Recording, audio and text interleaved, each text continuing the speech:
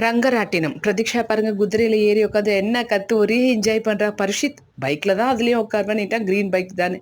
இந்த ரங்கராட்டினம் சுத்தும்போது குழந்தைங்கள ஏத்தி விட்டுட்டு அம்மாவா நான் நிக்கும்போது, எனக்கு எங்க அம்மா பைசா குடுத்து ஓடி போய் ரோட்ல வரும்போது ஏறி சுத்துனது தாங்க ஆசையா இருக்கு. ஜாலியா அந்த ஞாபகம்லாம் ஆசை போடுது. நம்ம அம்மா ஆயிட்டோமே என்ன பண்றது? ஆசையெல்லாம் அடக்கிட்டு குழந்தைங்கள தான் என்ஜாய் பண்ண விடணும். பார்க்ல பர்ஷித் ஓட ஓட அவங்க அப்பா பின்னாடியே சுத்தி வராரு. பிரதீக்ஷா பாருங்க தனியா ஆடணும் ஊஞ்சல்னு எல்லாத்துலயும் தனியா சர்க்கஸ் ஆடுறா, ஊஞ்சல் ஆடுறா, தைரியமா ஆடுனா சந்தோஷப்பட்டேங்க.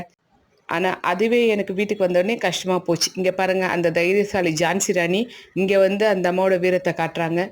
மாடிக்கு ஏறுற ஏணியில தனியா ஏறி அதே மாரி தொங்கி விளையாடிட்டு இருக்காங்க.